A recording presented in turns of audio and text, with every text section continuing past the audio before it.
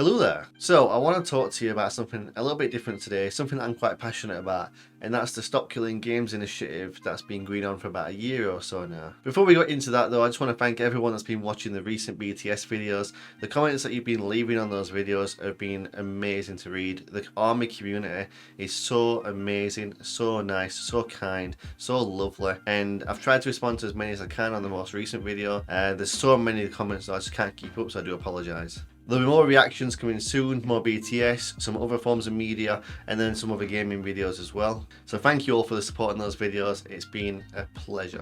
So back to the Stop Killing Games initiative. This was started about a year ago by a YouTuber named Ross. I'm going to put their link in the pinned comment below. You can check their channel out. I think there's videos on that channel that kind of explain the movement in a lot more detail than what I'm going to give you today. The big thing with this is misinformation. There's a lot going around. There's a couple of content creators saying the wrong things, and it's stirring the pot a little bit. So if you've ever played a video game and then all of a sudden it's just gone at a click of a button and you can't do nothing about it, all your paid cosmetics, all the time and energy that you put into it they're just gone, and there's no repercussions on these game developers or publishers that have done that to you. This is what this is all about. So I'll give you some examples of this. The first one being Warzone. If you remember, Warzone came out in lockdown and then eventually they made Warzone 2.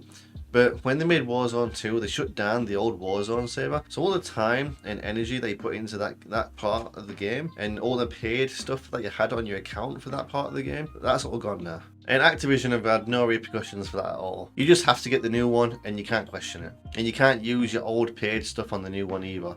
I can't understand that at all. Then we've got games like Overwatch, which is now Overwatch 2, because Overwatch 1 is now unplayable because they shut the game down to make you buy the new one. I think it was free to download though, so don't quote me on that.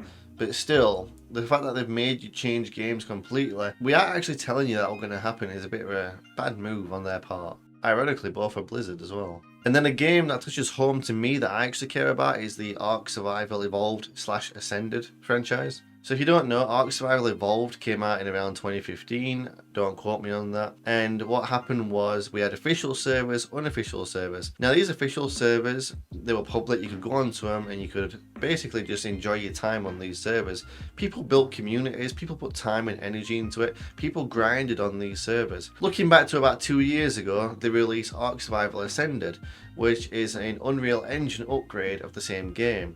Now what that means is it looks prettier, it performs better. However, it didn't perform better.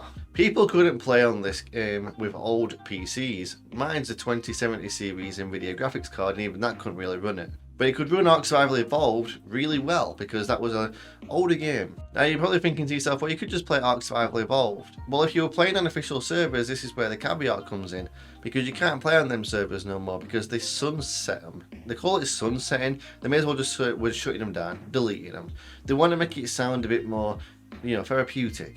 So people that were playing on those servers for years, logging on all the time to carry on basically doing their thing on them servers, they've just had their entire progress wiped off the face of the earth. Now you can run unofficial servers, but it's not the same thing. If you've been working on the official server for a long time, you know what I mean, all that energy and effort's gone. One more example is The Crew. It's a racing game. People bought it. It then got shut down a year ago by Ubisoft, and there's no way of playing it anymore. You can't play it offline, you can't run your own servers or all like that. So this is where the Stop Killing Games initiative comes in, is to try and rectify this problem that we've got in the business right now. To my knowledge, what it's trying to achieve is, one, make publishers have a disclaimer so that when they make the game, they say, well, in 5 years time, if we don't have the player base or the numbers, whatever, or the money, we're going to basically shut the game down.